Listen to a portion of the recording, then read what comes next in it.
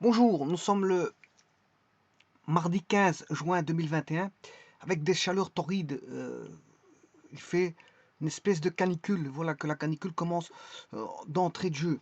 On n'est pas encore dans 6 jours, nous sommes l'été.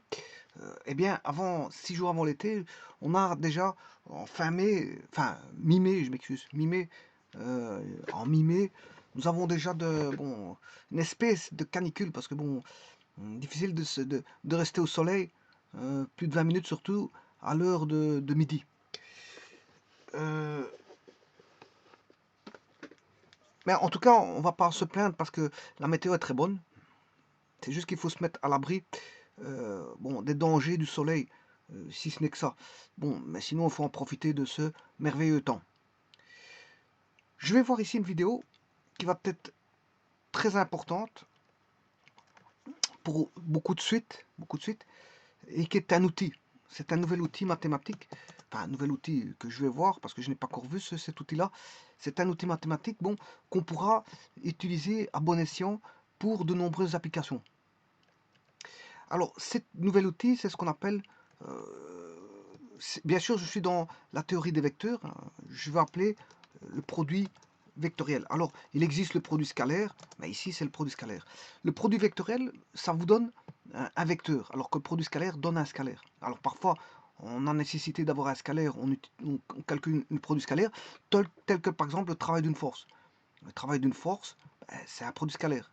Voilà, parce que c'est une force fois une distance, voilà, tous les deux étant des vecteurs, vecteur force, vecteur déplacement, distance, et donc ça donne un travail qui est le travail scalaire, et purement scalaire.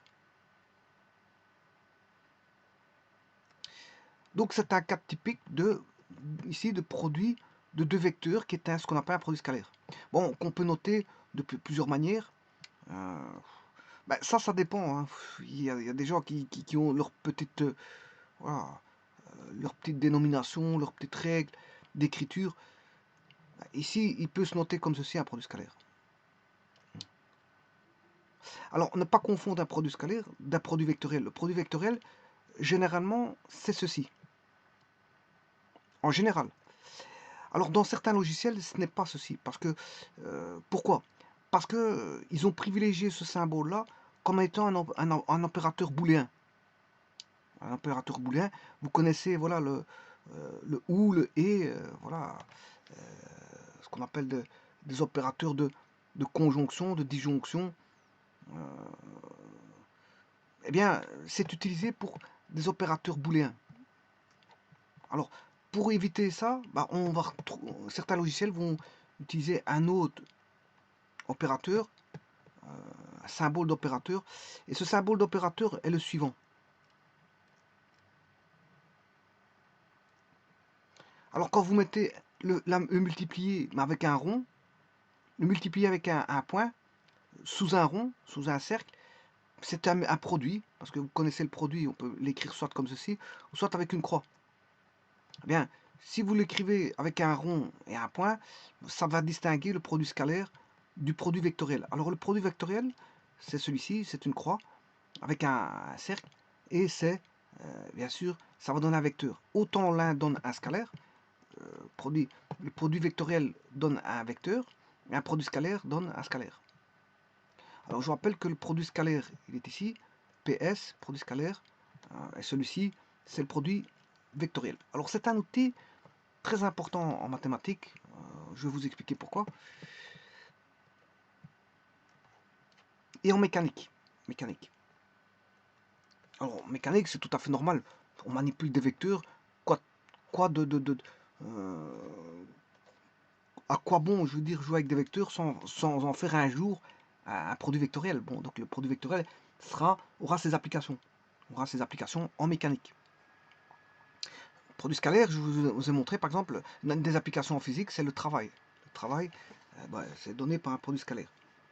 Et produit vectoriel, il y a voilà,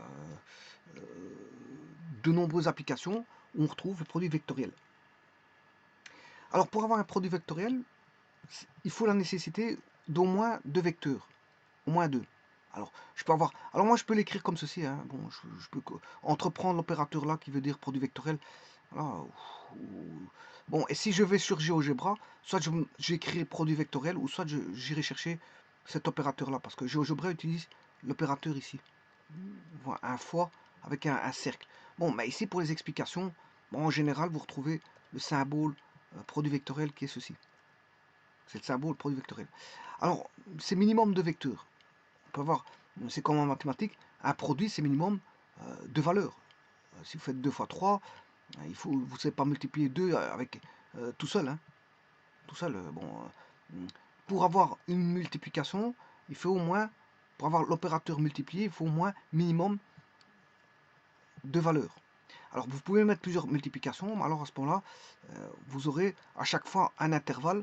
Pour 4 valeurs, vous aurez 3 produits.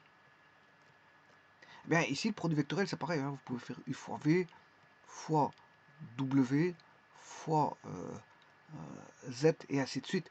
Donc là, on aura 4 vecteurs et donc 3 produits vectoriels entre les 4 vecteurs. Parce qu'on a un intervalle. À chaque intervalle, on y place un opérateur qui va jouer le rôle de produit vectoriel. Donc, je vais donc entamer la définition. Je vais prendre deux vecteurs. Un que j'appelle U et l'autre que j'appelle P, V. Alors, ouais, vous voyez que j'ai commencé à faire un... J'aurais pu l'appeler l'un P et l'autre Q. Bon, ça change rien, c'est pas les lettres qui changent. Mais en tout cas, vous devez mettre une flèche pour dire que c'est un vecteur. Alors, le produit vectoriel, c'est U vers V. Par exemple, qui va donner un vecteur W, ou, si vous changez de lettre, P vers Q, qui va donner une autre lettre. Alors là, j'ai joué avec des minuscules pour les lettres au-dessus, et pour les lettres en bas, j'ai joué avec des majuscules. Alors P vers Q va donner peut-être S. Voilà, il va donner S par exemple. Il donne S. Bon, il peut donner T. Mais s'il donne T, à ce moment-là, j'écrirai T comme ceci. Donc ce qui veut dire que vous pouvez manipuler soit des lettres minuscules ou des lettres majuscules. Bon, il faut que je fasse un choix parce que bon, je ne vais pas expliquer avec 56 manières. La manière dont je vais utiliser, c'est avec des minuscules. Donc U, je vais choisir les lettres U, V, W qui sont des vecteurs. Alors le produit vectoriel, c'est le produit U qui se note U vers V. Voilà. Certains logiciels, ce sera ceci, je vous l'ai dit. Il se note comme ceci, bien sûr qui va donner un vecteur. Le résultat est un vecteur.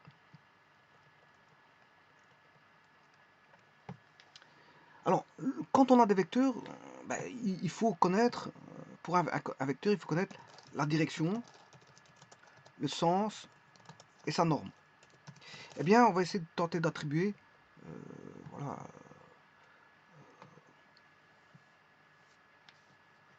je vais tenter d'attribuer une direction, un sens et une norme. Alors, on va définir le produit vectoriel. Le produit vectoriel, donc de deux vecteurs. Ici, je vais le faire avec deux vecteurs, mais vous pouvez faire multiplier plusieurs vecteurs. Dès le moment où vous savez multiplier par deux vecteurs, vous pourrez entamer la chose avec plusieurs vecteurs. Donc, le produit vectoriel de deux vecteurs UV est un vecteur W dont la direction de W, bien sûr, la direction de W, elle est perpendiculaire au plan UV. Tiens. Ça, c'est magnifique, ça. Ça, c'est magnifique. Je vais vous dire pourquoi c'est magnifique. Bon, donc on connaît déjà la direction de W. Sa direction, elle est perpendiculaire au plan W. Alors, maintenant, je vais aller chercher le sens. Alors, le sens, il est tel que le trièdre, donc UVW,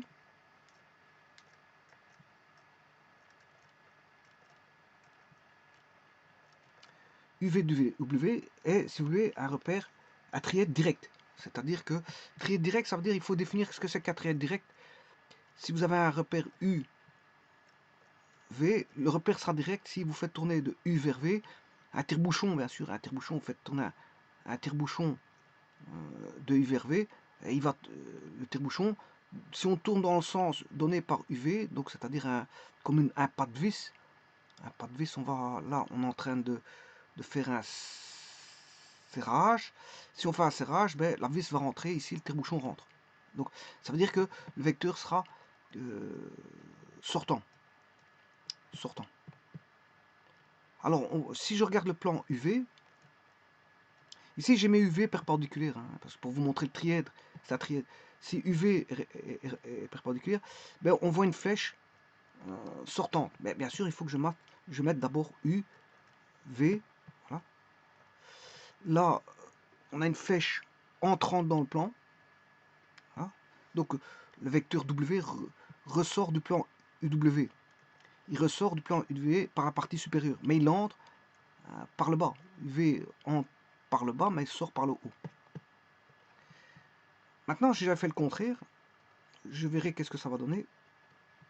Mais en tout cas, le sens UV W est tel que le trièdre UVW soit trièdre direct. Le sens de, enfin je dirais plutôt le sens de W, le sens de W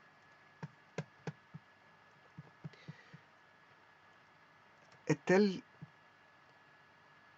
que UVW est un trièdre direct, comme je vous ai représenté là, voilà, qui respecte la règle du tire-bouchon. La règle du tire-bouchon, bien sûr, la règle du tire-bouchon avec un pas de vis normalisé. On n'allait pas prendre un pas de vis qui est contraire au pas de vis normalisé, sinon ouais, c'est normal que si vous prenez un pas de vis contraire, bah, vous allez, le tire-bouchon il va aller à l'envers. Hein. Bon, moi je parle d'un pas de vis normalisé. C'est-à-dire que quand vous tournez dans le sens... c'est comme les vis normalisées. Ben, si vous tournez dans le sens horlogique, ben, la vis elle rentre. On n'allait pas chercher une vis qui fait le contraire, parce que ça existe. Hein. Bon, il faut... le trièdre direct, il est défini, normalisé. Hein. Il ne faut pas commencer à faire du n'importe quoi, aller créer un repère direct qui donne une inversion de sens de vecteur. Voilà, ça n'a aucun sens. Il faut normaliser à un moment donné les choses pour pouvoir parler par rapport à des choses existantes. Hein. Parce que si vous allez chercher des choses contraires à des normes, c'est normal, on peut toujours trouver le contraire. Hein. Toujours. Et bien voilà. Donc on a déjà trouvé, on a la direction, on a le sens, et il nous reste la norme.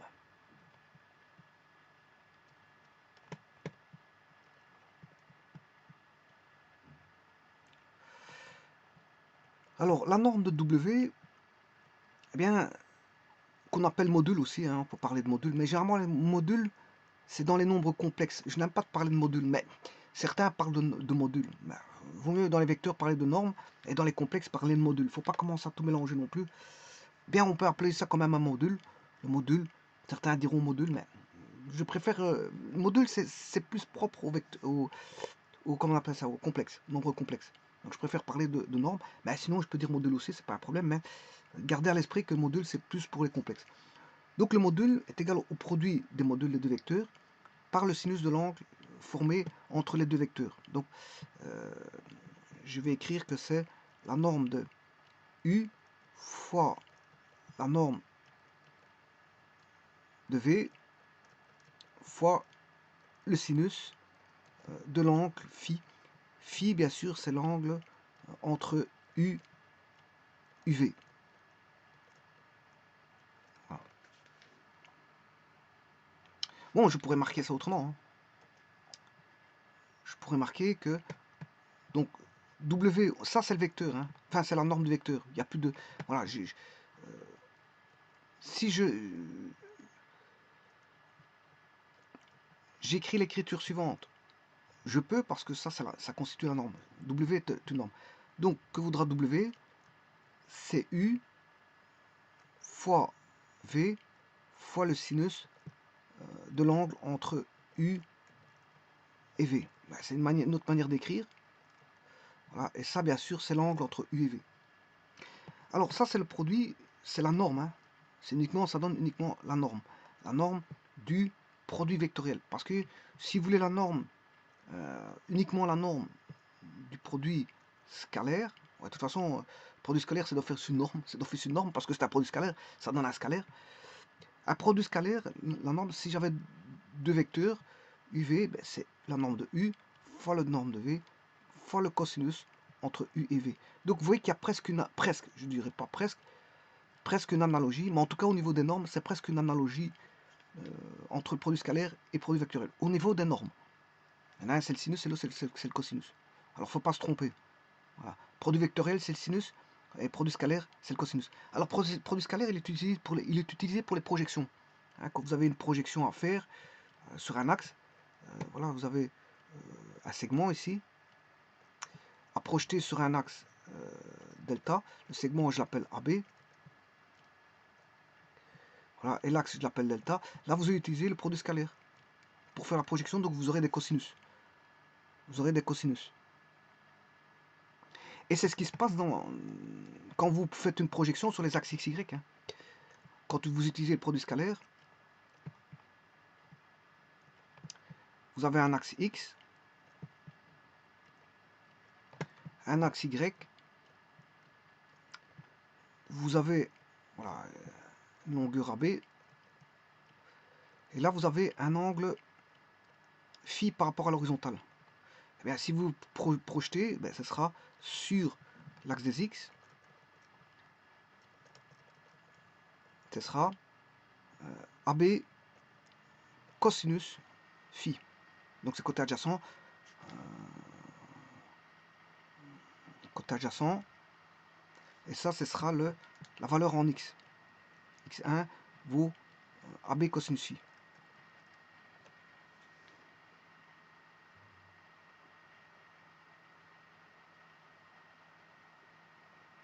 Ah. Et quand on fait la projection, si vous voulez, qu'est-ce que j'ai fait? Là, je mets un vecteur de base. U1, c'est un vecteur de base. Hein. Donc c'est x1, c'est AB, si vous voulez, en vecteur, ce sera AB. AB, produit scalaire, U1. Et donc ça fait AB cosinus phi, parce que la norme de U1, ça fait 1. Ça produit, voilà, U1, ça fait 1. Et donc là, on a bien le cosinus de phi. Et là, comme U1 vaut 1, bah, ça fait AB cosinus phi. Bon, et l'autre projection, bah, là, l'angle, il fait 90 moins alpha. Donc on fait la même chose, mais cette fois-ci, je projette sur U2. Ouais. Si je projette sur U2, j'aurai Y1, Y1 égale donc AB fois U2, AB en norme, fois la norme de U2 qui vaut 1, fois le cosinus de 90 moins alpha, et 90 moins alpha, et ça fait le sinus. Moins phi, je m'excuse. Hein. 90 moins phi. C'est 90 moins phi. Et vous retrouvez le sinus phi. Donc c'est AB, U2 vaut 1, ce sera AB sinus phi. Donc la projection sur X, c'est pour un angle qui est ici, bien sûr, phi qui est ici, là, de là à là, et ce sera le cosinus et l'autre ce sera le sinus. Alors ne pas confondre AB sinus phi, c'est parce que ça vient de 90 moins phi. Hein. Voilà. Par contre, produit vectoriel, il faut faire attention à ça aussi. On peut se retrouver aussi qu'un cosinus, ça dépend. Il faut voir les choses. Non, je m'excuse. C'est toujours un sinus. Enfin, on verra bien, on verra bien. Parce qu'un sinus peut se retrouver transformé en cosinus. Hein. Dès le moment où vous avez sinus d'un angle complémentaire, ben, le sinus vaut le cosinus. Donc il faut faire très attention à ça. C'est les angles qui vont déterminer aussi si on a affaire à un sinus ou à un cosinus. Hein. Voilà, si j'ai affaire à un angle qui fait cosinus de 90 moins alpha, mais si on a un cosinus, il devient un sinus. Si on a un sinus, il devient un cosinus. Donc il faut voilà, faire très attention à l'angle UV.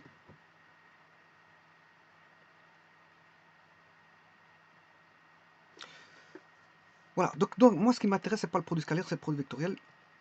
Donc je vous ai dit que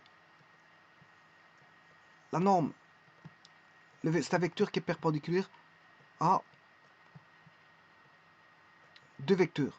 Alors, si j'ai U et V, que forme UV? En fait, UV, c'est deux vecteurs. Je peux mettre un point ici que je vais appeler O. U, l'extrémité, je peux l'appeler A. Ici, U, je l'appelle B. Et V, je l'appelle C. Donc, j'ai le vecteur A, B, et j'ai le vecteur A, C. Ce qui veut dire que, bon, un vecteur, c'est quoi? C'est constitué d'une origine et d'une extrémité.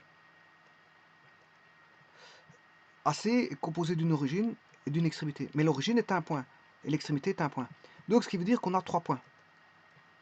Ce qui veut dire, si on a 3 points, on a ce qu'on appelle un plan. Parce que 3 points non alignés définissent un plan. Et ici, on a bien 3 points non alignés. Donc, on a un plan pi. Bon, maintenant, j'aurais pu dire que, autrement dit, j'ai deux droites, qu'elles soient séquentes ou parallèles. Hein. Si, par exemple, j'ai deux droites parallèles, ben, je peux mettre un plan au-dessus. Vous pouvez poser quelque chose au-dessus de deux droites parallèles. Donc, deux droites parallèles forment un plan. Deux droites séquentes aussi forment un plan. Hein. Je vous mettez deux droites séquentes, vous pouvez y apposer un plan. Vous avez formé un plan. Donc, ça veut dire, et là, on a deux vecteurs qui sont séquents. Donc, ces deux vecteurs séquents proviennent quand même de droite, parce que les segments sont des supports de droite. Là, je peux avoir une direction delta 1, et là, je peux avoir un support qui est delta 2. Donc, j'ai bien deux droites séquentes ici, qu'elles soient parallèles ou séquentes, on s'en fout. Ben, ça forme un plan. Ce qui veut dire que vous voyez que le vecteur UV forme un plan. Parce qu'il est lui-même provenant d'un segment, et donc support de droite, et donc droite ayant une direction. Donc deux droites séquentes forment un plan. Et je dirais même qu'on a deux vecteurs. Deux vecteurs, c'est 3 points. Ben, c'est 3 points, donc ça, ces 3 points qui sont non alignés, ben, ça forme un plan. Donc ce qui veut dire que UV forme un plan. UV forme un plan. Eh bien, cet outil, pourquoi il est utilisé, cet outil-là? Parce que justement, on en a fortement besoin en mathématiques au niveau des plans. Quand vous avez un plan, comment définit-on un plan? On peut le définir d'une certaine façon au niveau analytique. Eh bien, on peut définir un plan. Bon, comme je vous ai dit, il y a plusieurs définitions sur les plans, mais on va définir par rapport à une normale au plan. On aura toujours un vecteur qui va donner la normale au plan, qu'on appelle le vecteur n. Eh bien, le vecteur n peut provenir, si vous avez 3 points, voilà, eh bien, de ces 3 points, vous en faites deux vecteurs. Je vais l'appeler O, je vais former U. Eh bien, vous venez de former, si je fais le produit vectoriel, U vers V va donner, en tout cas en direction, la direction de n. Va donner la direction de n, de la normale. En tout cas, elle donne la direction de la normale. Donc, c'est un vecteur qui est perpendiculaire au plan UV. Donc, attention que le n, oui, attention qu'ici, c'est pas forcément égal.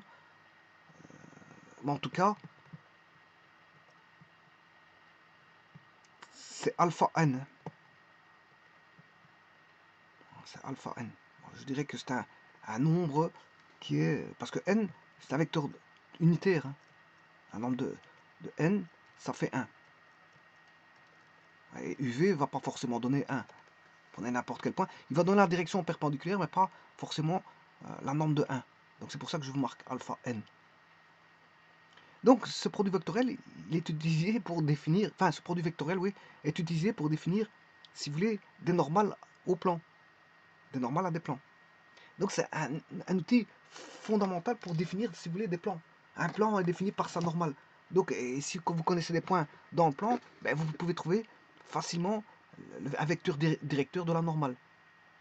Donc, vous voyez, ça va être fondamental à utiliser en mathématiques, notamment en géométrie spatiale des plans. En géométrie spatiale des plans, on parlera voilà, de vecteurs perpendiculaires à un plan, on va dire de vecteurs normal au plan. Parce que la normale va définir le plan. C'est la normale qui définira le plan. Une fois que vous avez la normale, ben, vous savez où est le plan. Hein. Vous savez comment situer le plan. La direction, une fois que la normale est définie, vous savez définir la direction du plan. Donc il faut deux vecteurs pour définir la normale au plan. Et ça se fait au travers du produit vectoriel. Donc ça, c'est un cas de figure d'outil fondamental en mathématiques. C'est fort utilisé, fort utilisé.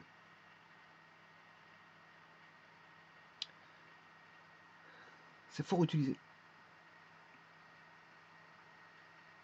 Donc, je reviens, revenons à nos moutons. Donc, le produit vectoriel, c'est le produit de deux vecteurs, U par V, noté U, alors opérateur produit vectoriel, égal à W, pour lequel W est perpendiculaire au plan formé par les vecteurs U, V. La norme, c'est la norme de U fois la norme de V fois cette fois-ci le sinus de l'angle entre U et V. Mais attention à ce fameux sinus. Hein. Alors, bien sûr, le phi doit être compris entre 0 et 180.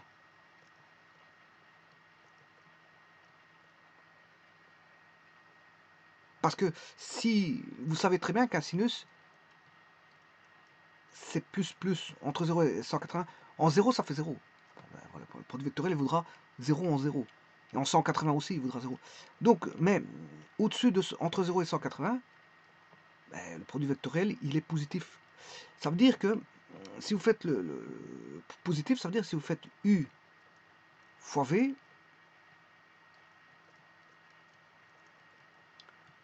eh bien, l'angle, il est inférieur à 180, donc il est inférieur à un angle plat. Un angle plat, ce serait ça. Voilà, ça. Il est inférieur à un angle plat. Là, à ce moment-là,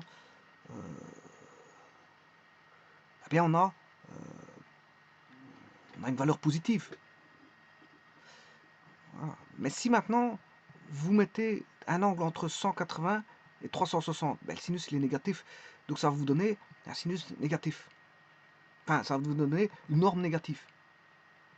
Donc, W est perpendiculaire au plan formé par le vecteur UV.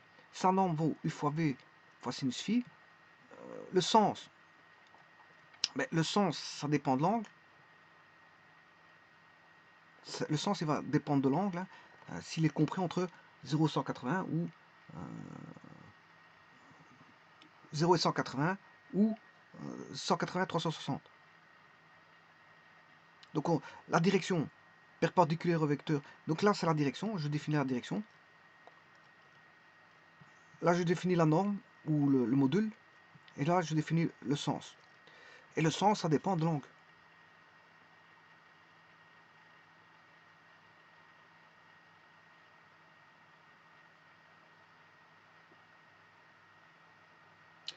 Alors, ce qui va donner quelque chose d'extrêmement important, si vous faites au niveau du sens, hein, je vais mettre UV. Là, j'ai un angle compris entre 0 et 180.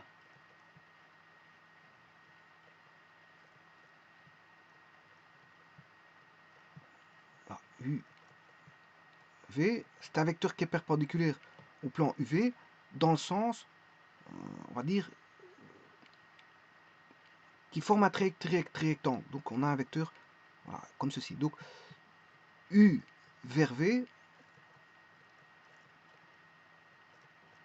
c'est comme si on faisait tourner un tire-bouchon de U vers V, et le vecteur W va monter vers le haut.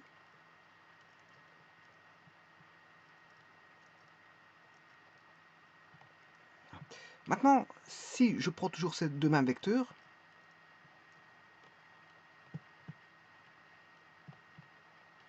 U, V, cette fois-ci, j'évalue l'angle, on va dire,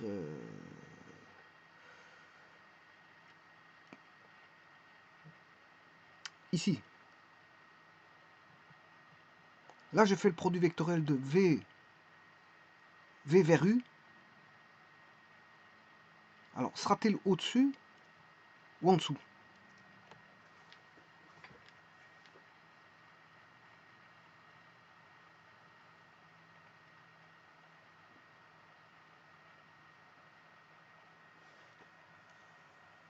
Bon, on va aller voir sur GeoGebra, je vais vous répondre à la question. Bon, tout d'abord, je vais le prendre, généralement, ce sont des composantes spatiales, hein.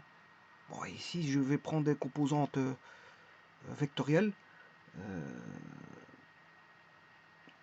des composantes vectorielles.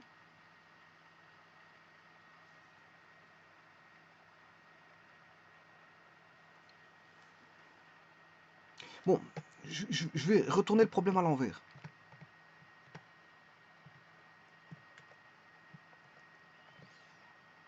Je ne vais pas évaluer ça comme ça, mais je vais dire que si j'ai un angle phi, voilà, U, V,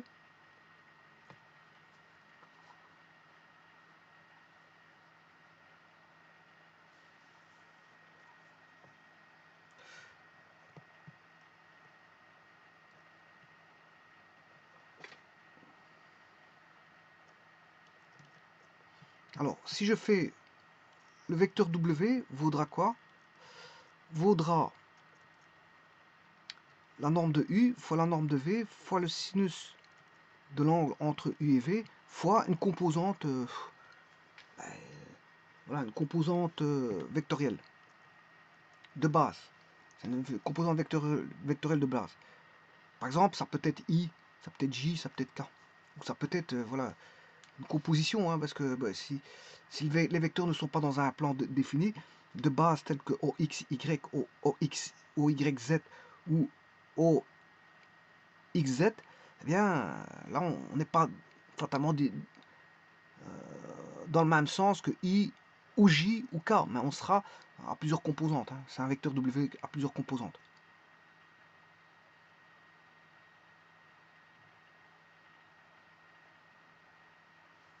Alors si je fais ceci, supposons que UV soit dans le plan OXY, alors à ce moment-là, W sera dans le plan, enfin, sera un vecteur K, ce sera le vecteur JK, donc, et UV sinus phi représentera la cote. C'est la cote. C'est la cote du vecteur. C'est une cote. Puisque je suis en K. Je suis en K. C'est parce que j'ai pris UV dans le plan OXY. Alors maintenant, si j'avais fait ceci, toujours la même chose, je fais UV comme ceci.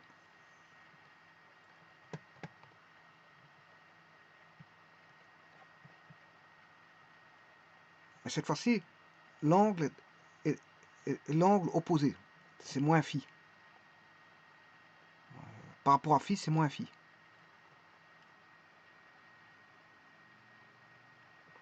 Alors à ce moment-là, on aura W égale UV qui sont positifs, sinus moins phi. Bien sûr, suivant, si j'ai pris UV dans le sens de dans le plan OXY, ben, j'aurai un vecteur K. Donc ce qui veut dire que j'aurai moins U fois V sinus phi K. Donc on aura un vecteur dans le sens vers le bas.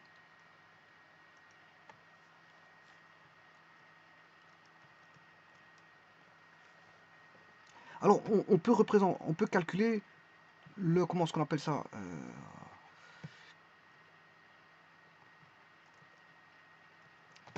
faire un calcul. Alors si vous avez un trièdre JK,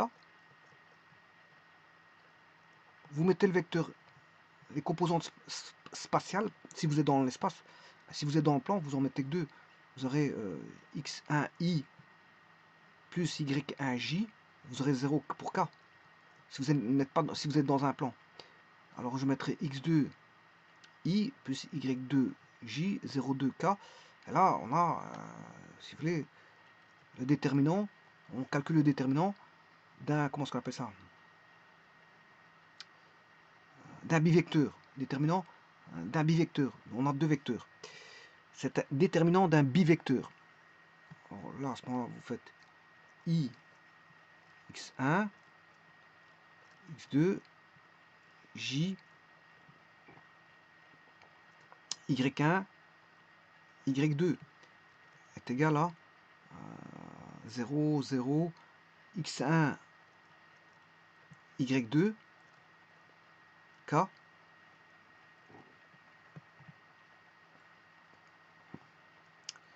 0, 0, X2, Y1, K, moins X2, Y1, K. Ça veut dire qu'on a X1, Y2, moins X2, Y1, K. Bon, j'aurais pu réduire la matrice. Je peux faire voilà, une réduction matricielle comme ceci. Mais attention qu'il faut tenir compte de ce cas. Parce que c'est voilà, la méthode des cofacteurs. Là, on a K, et vous calculez le déterminant ici. C'est la méthode, vous pouvez la réduire, mais en tenant compte bien sûr de ce cas. Réduire, ça ne veut pas dire éliminer tout. Hein. Réduire, ça veut dire faut faire attention bien sûr aux mineurs et aux cofacteurs. Hein. Donc vous éliminez ce qu'il faut, et vous faites le calcul tout en tenant compte du cofacteur. Et le cofacteur ici c'est K. Donc il y a x1, y1, y2 fois x2, y1, moins x2, y1 fois k. Mais ça, c'est quand vous travaillez dans le plan. Donc on a quand même une composante spatiale, on a quand même une cote. Hein. Quand vous travaillez avec J, ben, on a une cote K. Ben, c'est ce que j'ai fait tout à l'heure. Si vous travaillez dans le plan OXY, je vais mettre deux vecteurs UV dans le plan OXY. Alors, ici, j'ai pris bien sûr U. U, c'était X1I plus Y1J plus 0K. Il n'y a pas de K. Voilà, j'ai calculé un vecteur qui était dans le plan OXY. Et maintenant, si je fais V est égal à X2I plus Y2J, celui-ci non plus n'est pas il est dans le plan OXY. Parce que j'ai pas de composante en K. Et donc, quand vous faites le produit vectoriel, d'office, vous avez une cote K. Le vecteur W aura une cote K, qui sera exactement en module x1, y2, moins x2, y1. Alors, j'aurais pu calculer ça autrement.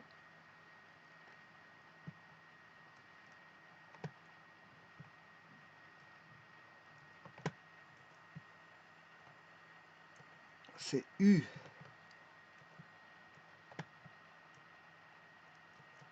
fois U produit scalaire V est égal à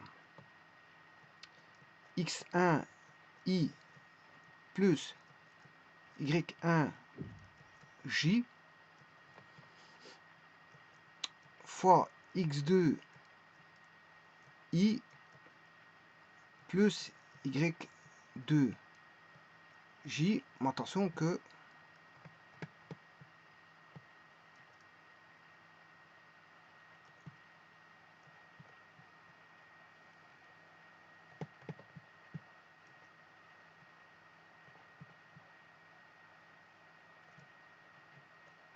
c'est un produit vectoriel. Hein. Voilà.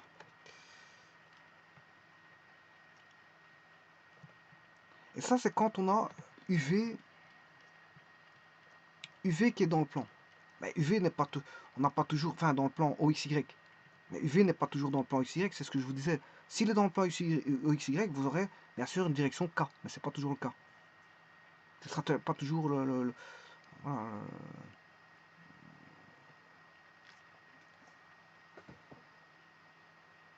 ce ne sera pas toujours le fait, ce fait-là. Cet entrefait-là ne sera pas toujours présent. On n'aura pas toujours le calcul de U qui est dans OXY et V dans OXY. C'est pas toujours le cas, c'est pas vrai ça. Voilà.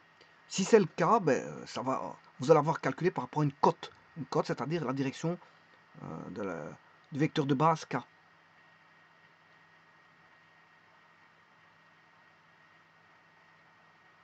Eh bien, on va un petit peu regarder ça sur GeoGebra. vous devez définir un vecteur. Bah, je vais définir un vecteur U. Bon, dans un premier temps, je vais le définir dans OXY. Alors pour ça, je vais chercher un vecteur.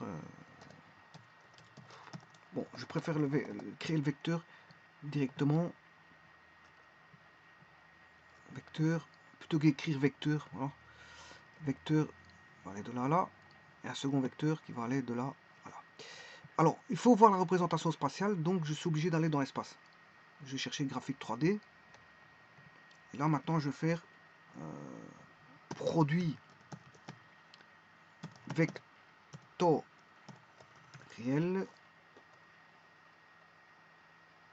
Alors, c'est U par V. U, rappelez-vous que c'est le vecteur de droite. Hein. U, V. Voilà. Donc, la cote vaut 8. Vous voyez qu'il y a un symbole. Hein. Le symbole, j'aurais pu faire directement U. Alors là, à ce moment-là, du symbole, je vais rechercher. Vous avez vu le symbole de GeoGebra pour produit vectoriel. Hein. Donc j'ai tapé produit vectoriel, mais vous pouvez aller le chercher. Je vais vous montrer où. C'est pas là, c'est pas là, c'est pas là. Tout c'est de le trouver. Je dois cliquer ici avec cross et commercial. Voilà, et vous l'avez ici. Ça fait 8. Donc, attention que c'est un vecteur. Hein. Ici, il vous donne une valeur. Ça, c'est une cote. C'est juste une cote. Bon, alors ce vecteur-là, il est où? 8. Parce que je ne le vois pas apparaître.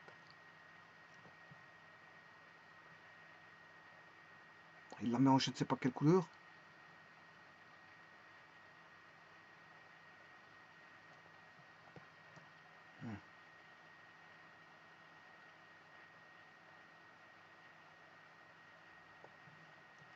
Il n'a fait que le calcul. Donc s'il n'a fait que le calcul, c'est à moi à mettre...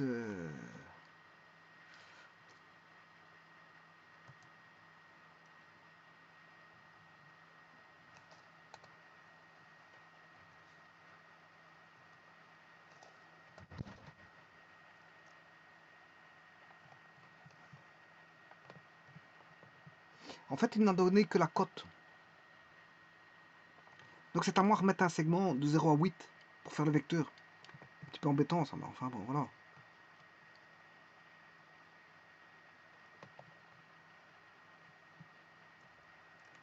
Donc je dois recréer un vecteur.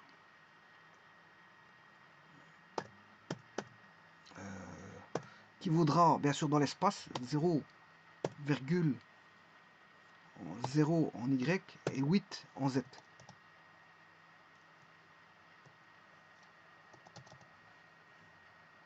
Oui, il a besoin d'origine et extrémité. Vecteur, l'origine, c'est je vais mettre le vecteur 0, 0, 0.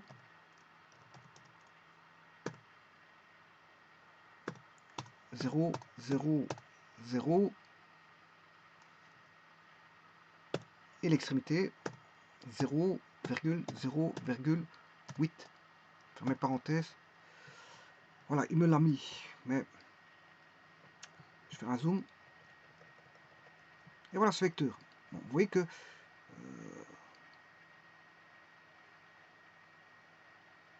c'est ce vecteur-là.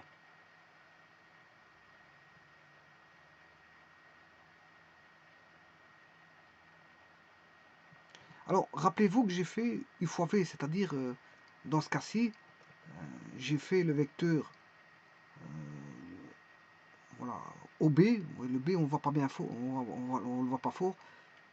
J'ai fait le vecteur OB fois le vecteur O, avec ce point-là, qui, je sais pas, le point C, je crois. Oui, c'est ça, AC.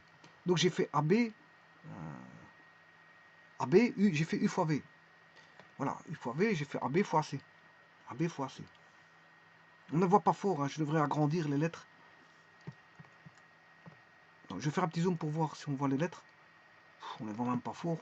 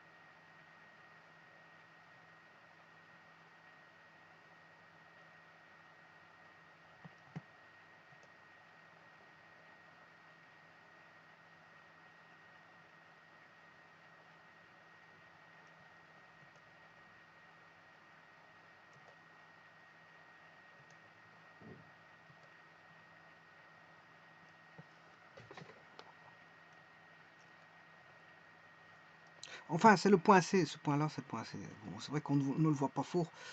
À mon avis, ah ben voilà, on le voit mieux comme ceci, le C. Voilà. Donc, j'ai fait B fois C. Maintenant, bien sûr, entre B et C, je sais pas, il y a un angle, il faudrait que je trouve l'angle B et C. Ah,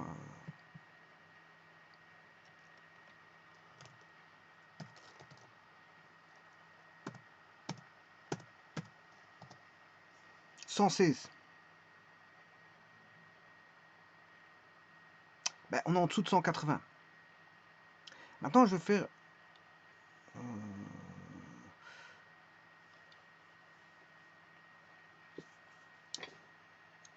si vous prenez l'angle, l'autre angle, vous voyez que vous allez avoir un sens opposé. C'est ce que je vous ai dit tout à l'heure. Hein. J'ai pris entre 0 et 180. Voilà, entre 0 et 180, ben, bien sûr, le vecteur est au-dessus. Parce que si vous êtes au-dessus de 180, le sinus il est négatif. Donc il va vous donner voilà, un vecteur qui sera vers le bas. C'est ce que je disais tout à l'heure. Regardez bien. Alors là, il faut que je fasse toujours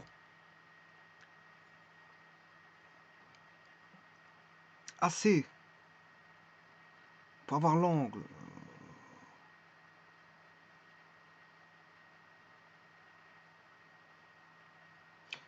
Pour avoir le complet,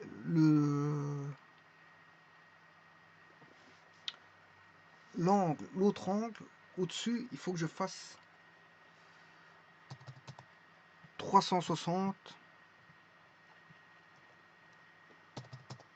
moins 116,57, 243. Alors là, c'est l'angle VU. Oui, comment ça se fait qu'il me donne...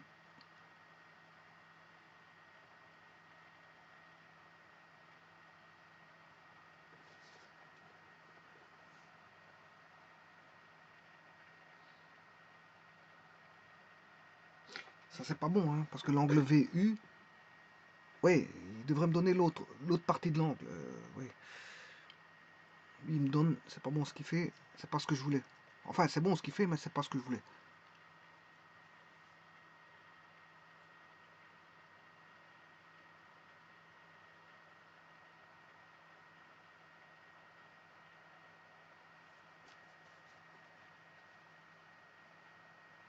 Il faudrait, là, il m'a donné un angle. Bah, peut-être qu'il me donne toujours l'angle entre 0 et 180 ici.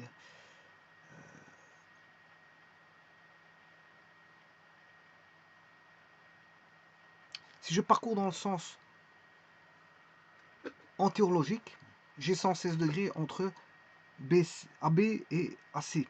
Mais si je parcours dans le sens dans le sens horlogique, entre AB et AC, il y a 243 degrés. Et donc si je fais cette fois-ci V fois U,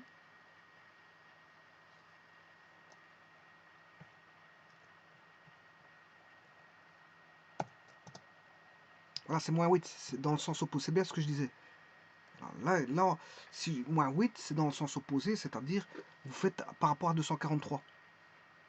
Et le sinus est négatif, par rapport à 243, le sinus est au-dessus de 180 degrés.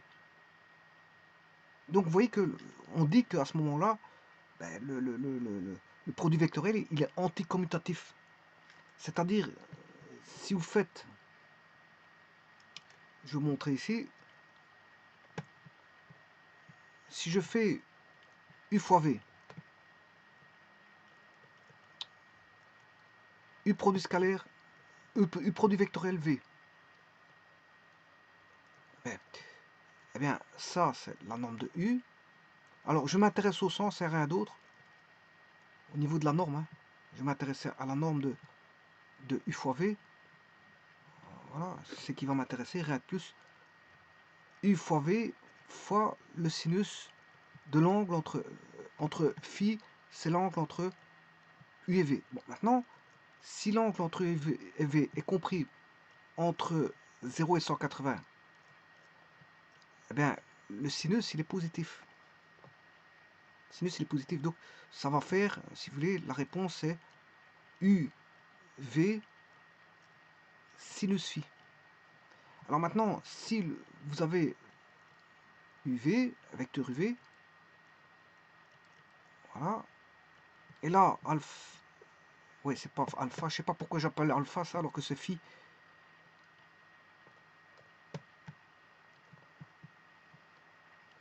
Et que phi est plus petit que 360, mais plus grand que 180,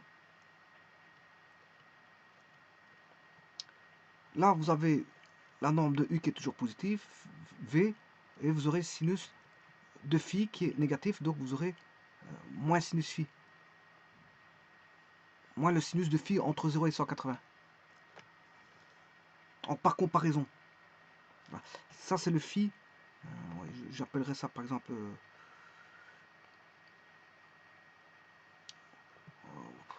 bon, il y a un petit peu de confusion là-dedans.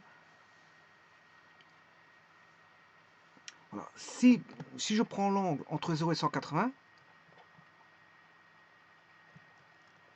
et si je vais faire une comparaison d'un angle phi 1 qui est entre 0, 183, 360, ben, phi 1 n'est rien d'autre, si vous voulez, que 360 moins phi. Voilà, ici, si je retire le moins, voilà, c'est phi 1. Ouais, ben, phi 1, c'est 360 moins phi.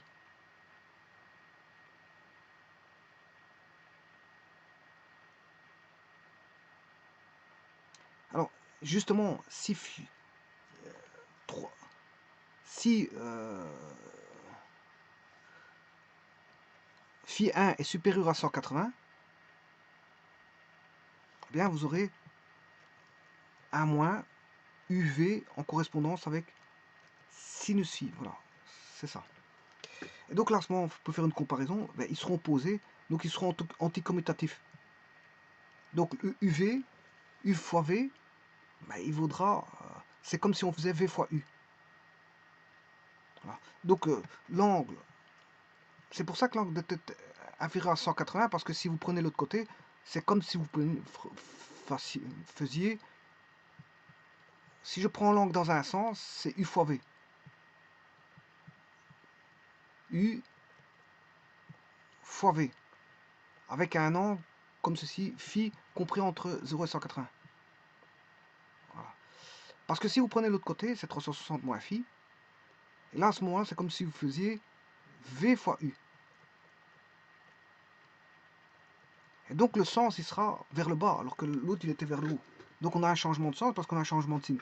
Eh bien, là, on a bien un produit scalaire, un produit vectoriel qui est anticommutatif. L'anticommutatif parce que U fois V vaudra par cet entrefait moins V fois U. U vectoriel V vaudra égal à moins V vectoriel U. Voilà. Moins V vectoriel U. Voilà. Alors, c'est pour le sens. Hein. Je vous parle du sens. Parce qu'en norme, si vous voulez en norme, ben, la norme c'est U vers V. Vous savez que c'est très bien. C'est U fois V sinus de l'angle phi. Et phi, c'est l'angle entre U et V. Donc,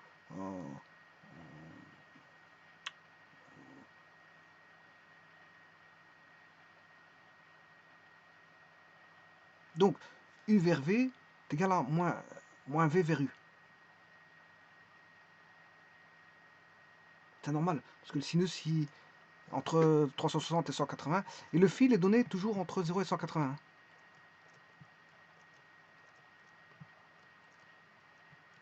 Donc si le fil est compris entre 0 et 180, ben, vous avez un UV positif.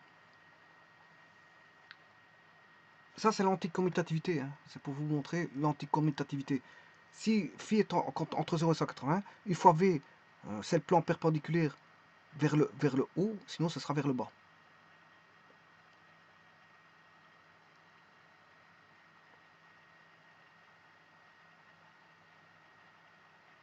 Alors maintenant, moi je ne sais pas si GeoGebra permet d'autres calculs de produits vectoriels. Parce que lui, peut-être qu'il calcule uniquement, parce que je vois qu'il met une valeur. C'est un vecteur, hein. Mais pour lui, ça voudrait dire que c'est toujours une cote. Donc ça veut dire que vous ne savez pas peut-être pas faire d'autres produits vectoriels. Là, pour faire d'autres produits vectoriels, peut-être qu'il faut aller chercher le déterminant. Voilà, faut le faire par la méthode de déterminant. Il faut calculer un déterminant. Un déterminant de bivecteur. Parce qu'ici, apparemment, il donne 8. Moi, je veux bien essayer avec un autre vecteur. Hein. Alors, on va prendre un vecteur qui est n'importe quoi. Dans un plan... bon.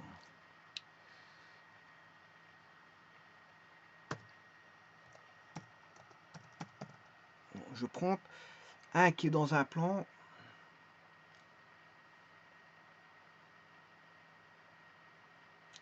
un point qui est dans le plan OXY.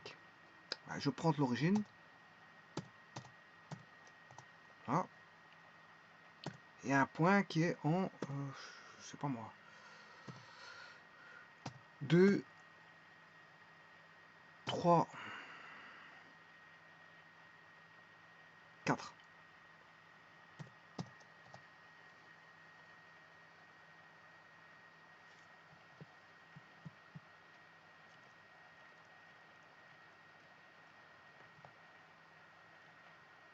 Je vais tout enlever pour voir où est ce vecteur parce que je vois pas où est-ce qu'il apparaît.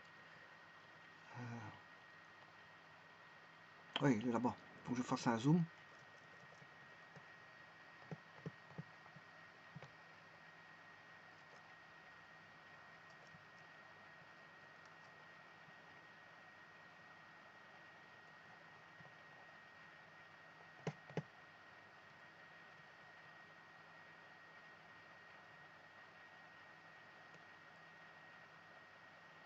Oui, c'est le vecteur 1. 2, 3, 4. 2, 3, 4. Alors, je vais mettre un autre vecteur.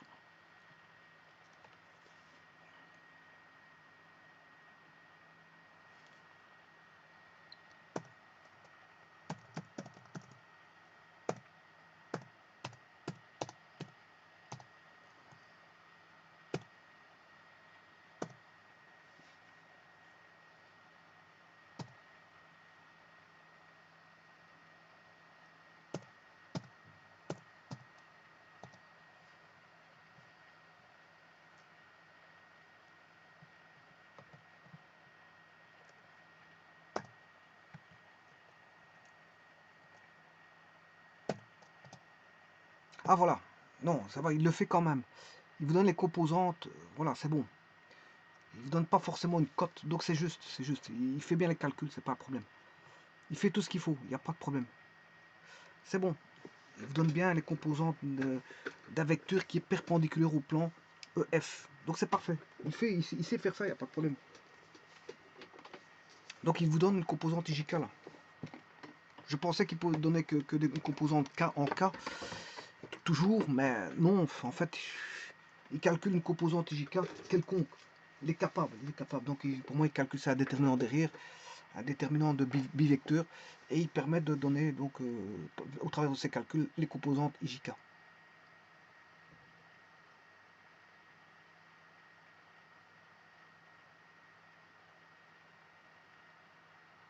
Bon, je vais résumer la situation.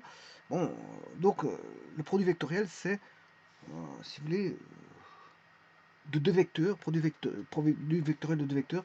C'est un vecteur, un troisième vecteur, dont la direction est perpendiculaire au, si vous voulez, au plan UV, dont le sens est tel que le trièdre UV et W soit un trièdre, si vous voulez, direct, et dont le module ou la norme est égal au produit des modules des deux vecteurs par le sinus de l'angle formé par, ces deux vecteurs-là, UV. Et donc c'est fortement utilisé pour les plans. Hein. On retrouve ça dans les plans.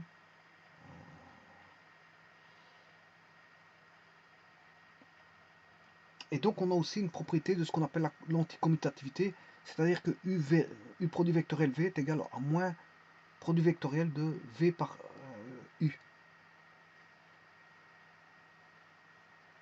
et que bien sûr le vecteur W ben, aura une composante IJK. Et si maintenant on a U et V qui sont dans le plan OXY, on a une composante K.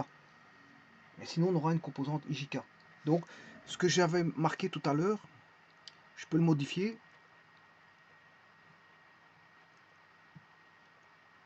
Je sais pas ce qu'il est passé. Ouais, ici, j'ai marqué K parce que j'avais pris un cas particulier. J'ai pris donc UV dans le plan OXY. Alors, si maintenant je vais conjecturer, généraliser, je vais plutôt généraliser, W sera égal à U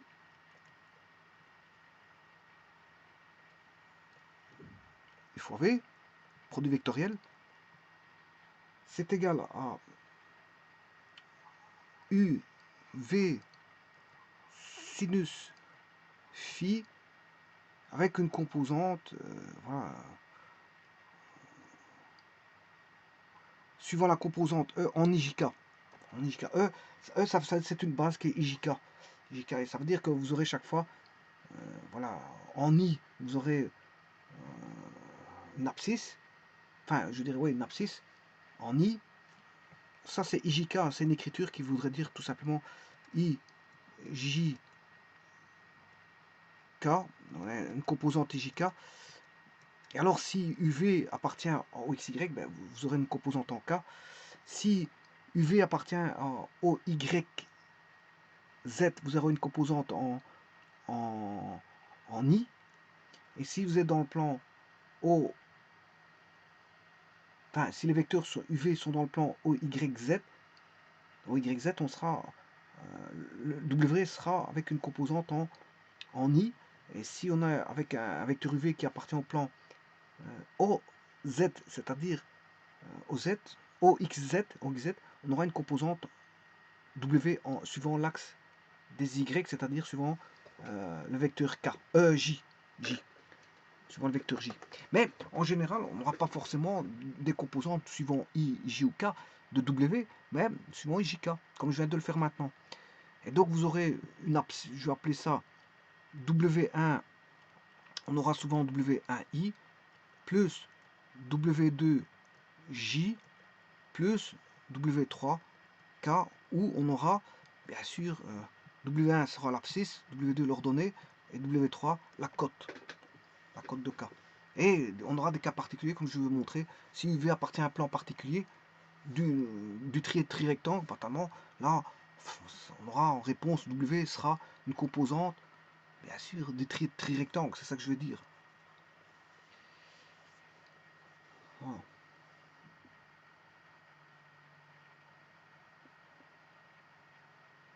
Je vous remercie.